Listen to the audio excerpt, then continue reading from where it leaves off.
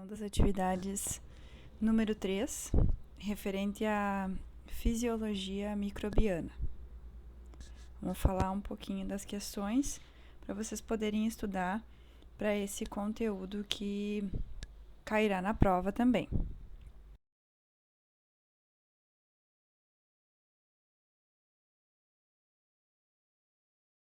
Então, a primeira questão era a seguinte: para manter a continuidade e a sobrevivência da espécie, os micro-organismos realizam diversas reações.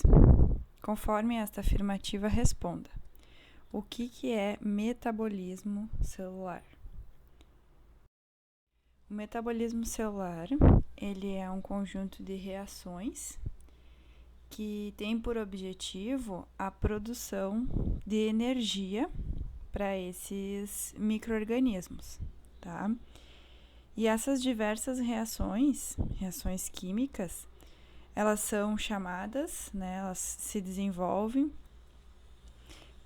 com o metabolismo celular. E elas envolvem duas situações, que é o catabolismo e o anabolismo. O catabolismo é a liberação de energia e o anabolismo é o consumo de energia. Tá? Essas reações, elas são fundamentais para a sobrevivência dos micro-organismos. Por isso que tinha aquela seguinte afirmação: os micro-organismos, eles realizam diversas reações para a sua sobrevivência. E esse conjunto de reações que objetiva a produção de energia é conhecido como metabolismo celular.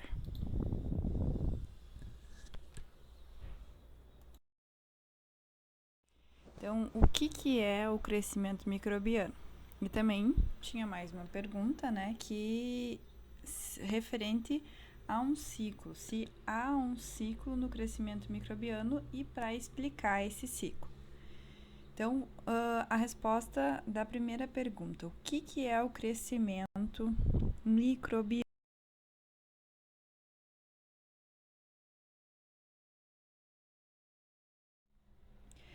O crescimento microbiano, ele é um termo definido, né, na microbiologia como aumento no número de células de um micro-organismo. Então, é o aumento no número de células. Com o aumento dos processos metabólicos e com o fato de que todas as células têm um tempo determinado no ambiente, na natureza, os micro-organismos conduzem, então, o seu metabolismo para a reprodução.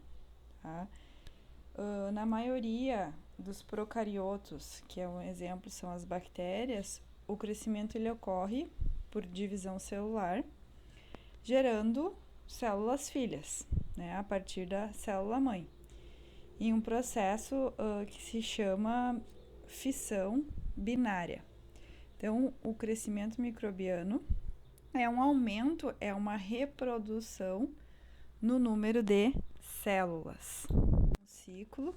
Então, estou afirmando que há um ciclo de crescimento e esse ciclo, esse crescimento microbiano típico de um determinado micro-organismo pode ser representado por uma curva de crescimento que é obtido pela contagem da população em determinados momentos do seu crescimento após a inoculação, tá? Então, o crescimento ele ocorre de forma exponencial, constante aumento por um determinado período de tempo. E essa curva, né, ela é constituída por algumas fases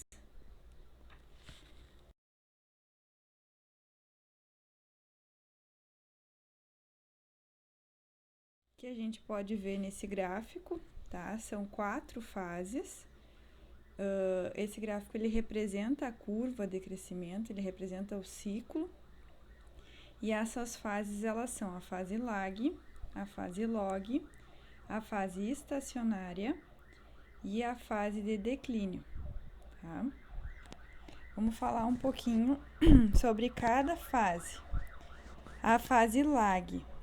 A fase lag, ela ocorre né, ocorre nela pouca ou nenhuma divisão celular, tá? É um período no qual as células estão se adaptando a um novo ambiente, ou seja, elas estão em estado de latência.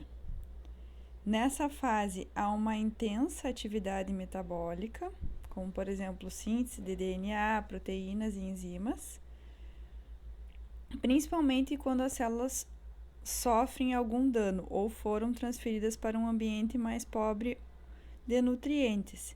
Então, essa fase é uma fase de intensa atividade metabólica, tá? Mas é um período no qual as células estão se adaptando a esse ambiente. Aí a fase log, ou a fase exponencial, essa é a fase que se caracteriza pelo aumento do número de células. É nessa fase que as células se encontram mais ativas, né, e nas melhores condições para crescimento. Na fase log, a taxa de crescimento varia muito para cada tipo de micro-organismo e também é influenciada por condições ambientais. As células que estão no meio da fase exponencial são usadas na maioria dos estudos enzimáticos e de outros componentes celulares, por exemplo. Então, essa fase, ela é caracterizada pelo aumento no número de células. É nessa fase que se encontram mais ativas e em melhores condições para crescer as células. Já a fase estacionária é quando as células chegam a uma fase em que elas estão estacionadas, né, paradas, onde ocorre uma diminuição na taxa de divisão celular e fica-se o número de células viáveis igual ao número de células mortas. Há um decréscimo na atividade metabólica decorrente de alterações nutricionais e químicas do ambiente. Pode haver redução de nutrientes e aumento de produtos de excreção microbiana, que é nessa fase que interrompem o crescimento. Então, essa é uma fase em que ocorre diminuição da divisão celular. E a última fase, a fase de morte, é um período em que faltam nutrientes, em que há alterações no pH e tornam o aumento da população, ou seja, o crescimento inviável. Ocorre a morte celular e o número de células mortas se torna maior que o número de células viáveis. Então, essas são as 4 fases do crescimento microbiano. Inóculo. O que é suspensão bacteriana, meio de cultura e cultura. Eu trouxe esses termos para vocês estudarem e terem o conceito do que significa cada um, para a gente poder desenvolver bem a prática, né, numa linguagem técnica. Então, vamos falar um pouquinho de cada um. O que é um inóculo?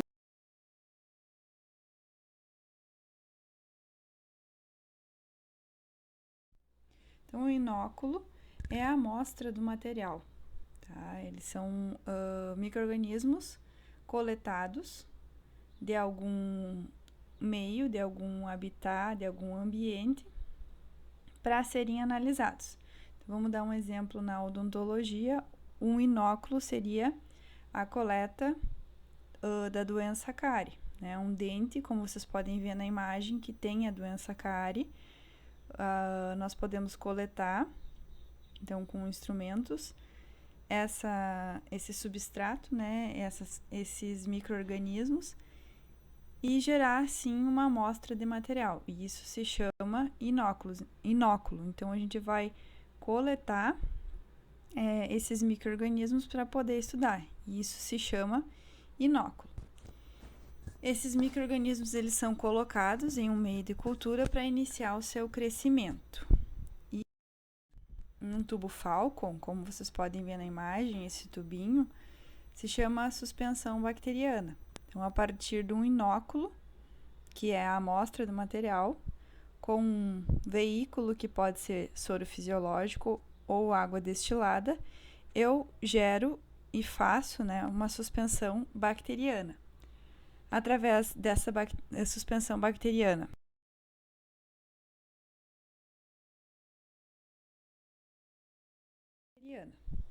mas para que eu vou coletar um inóculo ou para que eu vou fazer uma suspensão bacteriana? Porque eu preciso, conforme vocês viram na resposta lá da questão do crescimento, é fazer o meu micro-organismo crescer, né? Para mim estudar ele. Então, eu tenho o meio de cultura. O meio de cultura, ele simula o meio em que o micro-organismo vive. No caso, o exemplo da odonto, o meio de cultura, ele tem que simular, então, todos os nutrientes e as condições de como que é um dente para esse micro-organismo crescer. Então, o meio de cultura, ele é um material nutriente que ele é preparado no laboratório para o crescimento do micro-organismo. São uma mistura de nutrientes necessários ao crescimento, né, desse micro-organismo fora do seu habitat natural. Vou fazer a coleta, que é o inóculo, né, eu posso fazer uma suspensão bacteriana, se eu for transportar do consultório para o laboratório, por exemplo, e lá no laboratório eu vou semear, né, nesse meio de cultura o micro-organismo. Então, o meio de cultura nada mais é que ele é um material, uma mistura de nutrientes que representa, que simula o habitat natural do micro-organismo. Isso é um meio de cultura.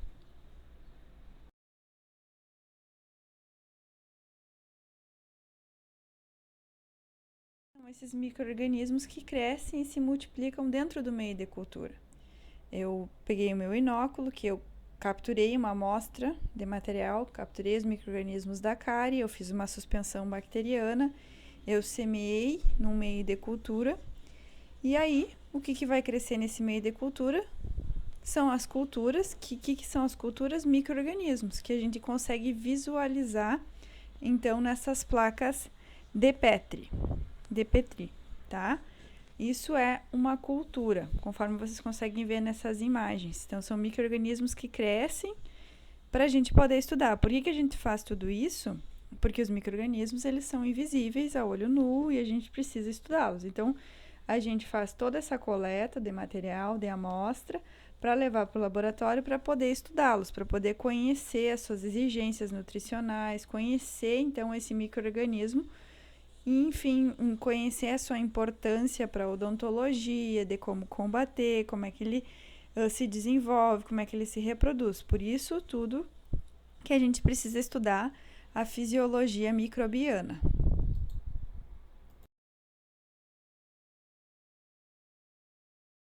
De cultura para o cultivo de micro-organismos.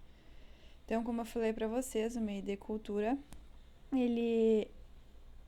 ele simula condições, então, para esse micro-organismo crescer no laboratório. Como que eu vou selecionar esse meio de cultura? De que forma que eu vou escolher qual o melhor meio de cultura para cultivar determinado micro-organismo?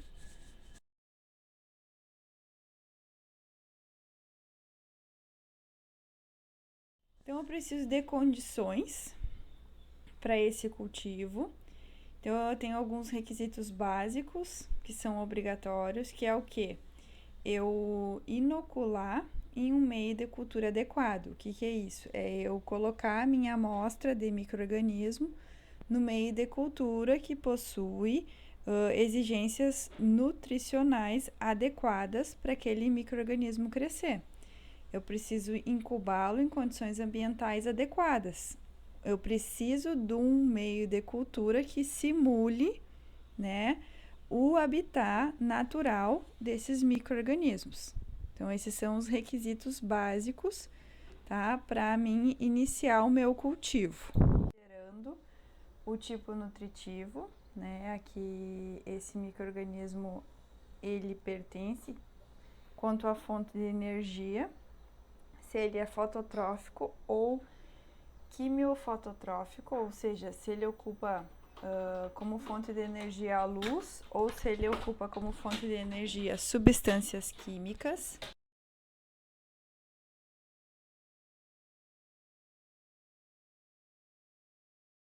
Eu preciso também escolher quanto ao substrato doador de elétrons, se é orgânico ou inorgânico, e quanto à fonte de carbono, se ele é autotrófico ou heterotrófico. Se ele produz sua nutrição, então se ele tem a nutrição própria e que ele utiliza carbono inorgânico do ambiente, ou se ele depende de outros seres, ele utiliza uma fonte orgânica de carbono. Cultura e como eles se classificam.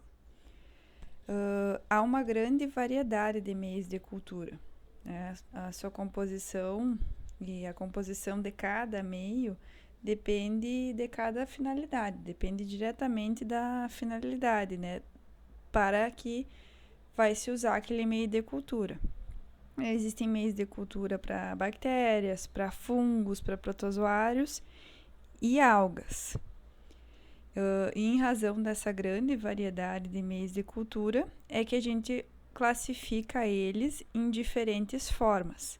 Então, existe meio de cultura para bactérias, para fungos, para protozoários e para algas, que são as classes de micro-organismos. Tá? E há essa grande variedade porque cada um tem uma finalidade. Então, vamos falar um pouquinho das diferentes formas, né, das variedades de meios de cultura.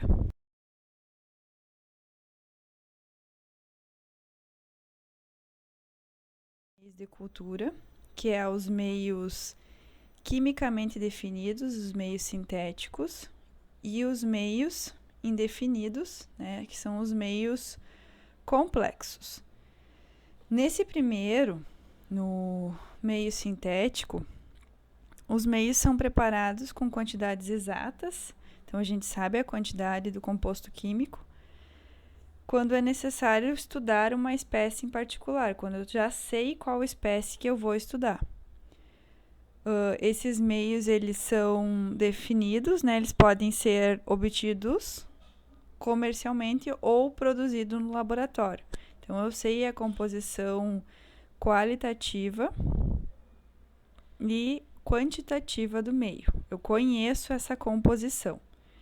Já o meio complexo, eles são compostos geralmente por caseína, por carne, por soja ou levedura, e eles podem ser metabolizados fornecendo alta quantidade de nutrientes, embora essas quantidades não sejam definidas. Então, eu não conheço exatamente a composição qualitativa e quantitativa do meio.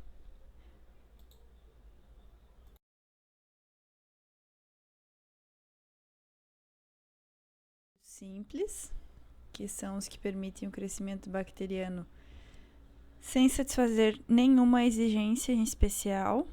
São meios pobres em nutrientes, possuem apenas uma fonte de carbono, como por exemplo nós temos o agar simples.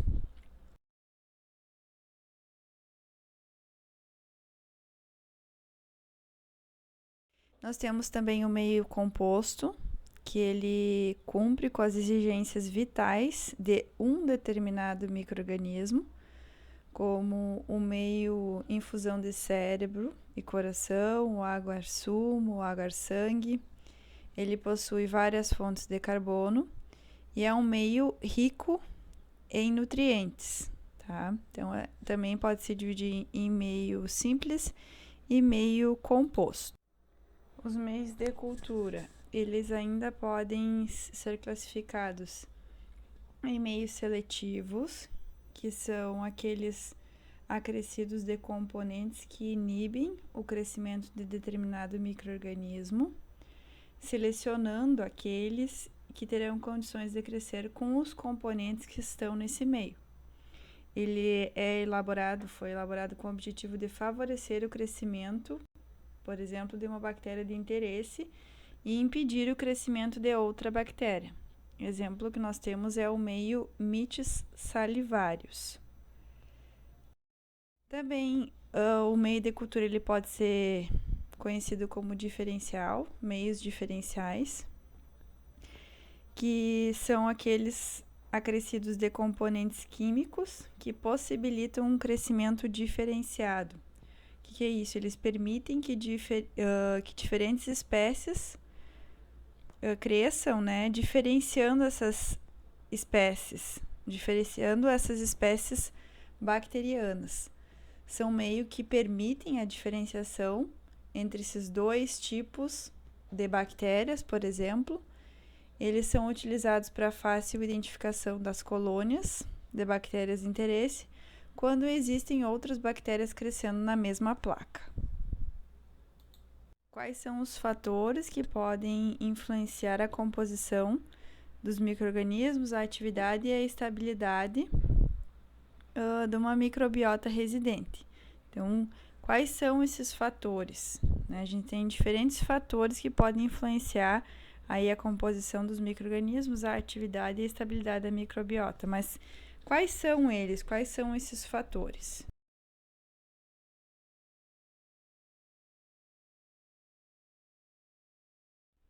Então, diversos fatores, né, oriundos de nós, hospedeiro, podemos influenciar a composição do micro-organismo. A atividade e também a estabilidade da microbiota que está presente, a microbiota residente, em um determinado local e resultar em um rearranjo da composição e das atividades dessa comunidade. Então, são esses fatores, os fatores físicos e fatores químicos, que são essenciais para essa comunidade, né, para esses micro-organismos. E esses fatores, eles devem estar disponíveis, né, no habitat para que esse micro-organismo possa crescer. Então, numa simulação em laboratório, esses fatores eles têm que estar disponíveis para que esse micro-organismo cresça. Ou seja, no meio de cultura, agora falando, já que vocês já sabem o conceito de meio de cultura, nós temos que ter esses fatores. E esses fatores, eles são fundamentais para o crescimento, né? São fatores físicos e químicos. Aí nós temos como fatores físicos a temperatura, o pH, a pressão osmótica, a nutrição, a respiração. E como fatores químicos, os macronutrientes e os micronutrientes. Todos esses fatores, eles estão descritos na aula, né, que eu passei para vocês, e eles são importantes para o crescimento, tá? São fatores necessários para o crescimento microbiano e pode ser, então, físico e químico. Referente à aula de fisiologia microbiana, era cite, né, apenas citar as medidas de crescimento de uma população microbiana encontradas na literatura. Então, são medidas um pouco complexas, mas eu queria que vocês citassem essas medidas.